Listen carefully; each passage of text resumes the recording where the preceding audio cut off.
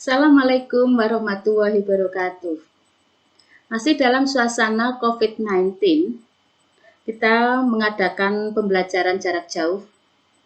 Pada pertemuan yang pertama di kelas 12 semester Gasal, dengan materi yang baru, yaitu sifat koligatif larutan. Pada kesempatan ini, yang akan kita bahas adalah satuan konsentrasi dalam sifat koligatif. Nanti yang akan kita gunakan dalam sifat koligatif larutan. Yang pertama yaitu kemolaran atau molaritas. Yang kedua fraksi mol. Dan yang ketiga yaitu kemolalan atau molalitas. Pada kesempatan ini hanya kita membahas fraksi mol dan kemolalan atau molalitas. Karena kemolaran atau molaritas sudah pernah dibahas di kelas 10 dan kelas 11. Fraksi mol. Fraksi mol zat A, XA menyatakan perbandingan jumlah mol zat A terhadap jumlah mol total zat-zat yang terdapat dalam larutan.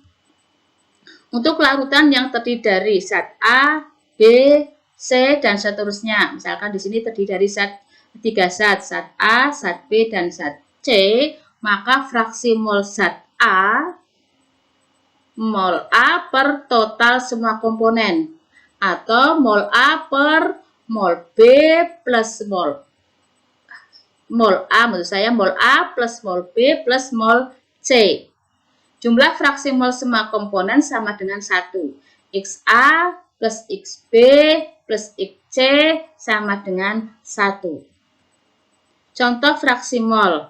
Berapakah fraksi mol benzena C6H6 dan toluen C7H8 dalam larutan yang terbuat dari 600 gram benzena dan 400 gram toluen?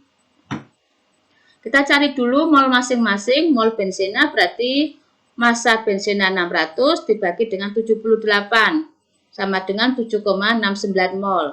Dan mol toluen berarti 400 per mR toluen 92 berarti ketemunya 4,35. Sekarang kita cari fraksi mol masing-masing. Fraksi mol dari benzena C6H6 berarti mol benzena 7,69 dibagi dengan mol totalnya 7,69 ditambah 4,35 akan ketemu 0,64. Sedangkan fraksi mol dari toluen berarti 4,35 dibagi dengan mol totalnya 7,69 plus 4,35 akan ketemu 0,36. Kalau kita jumlahkan fraksi mol benzena dan fraksi mol toluena sama dengan 1.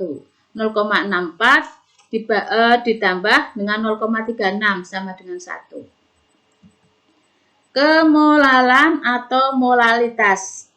Kemolalan, ingat-ingat tulisannya M kecil, didefinisikan sebagai jumlah mol zat terlarut dalam 1 kg per larut. Persamaannya di sini molalitas jumlah mol zat terlarut per jumlah massa pelarut kilogram. Kalau ingat kita perbedaan dengan molaritas, di molalitas tulisannya M kecil, kalau molaritas M besar. Sama jumlah mol zat terlarut, hanya perbedaannya pada pembandingnya. Kalau molalitas jumlah massa pelarut satuannya kilogram. Kalau molaritas M besar perbandingnya adalah volume larutan satuannya dalam liter. Nah, ingat-ingat perbedaan molalitas dan molaritas. Molalitas bisa juga didefinisikan jumlah mol zat terlarut dalam 1000 gram pelarut. Kemudian dinyatakan dengan rumus M sama dengan mol 1000 per P atau M sama dengan massa per mR kali 1000 per P. Di mana M adalah molalitas larutan, M kecil, P adalah massa pelarut gram, dan mR adalah massa molekul relatif. Contoh, sebanyak 9 gram glukosa C6H12O6 dilarutkan dalam 500 gram air. Berapakah molalitas larutan yang terjadi? M kecil molalitas, jadi masanya adalah 9 gram dibagi dengan mR glukosa 180 dikalikan 1000 per massa pelarutnya adalah 500 gram. Sehingga akan kita peroleh molalnya adalah 0,1 molar.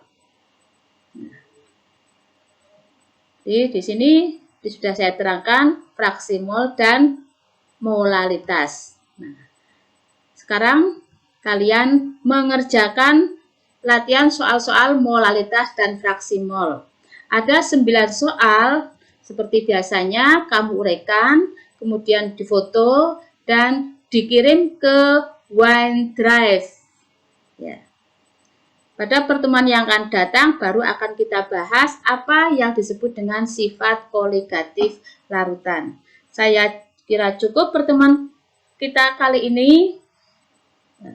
Jaga kesehatan, kita lawan COVID-19 dengan study at home.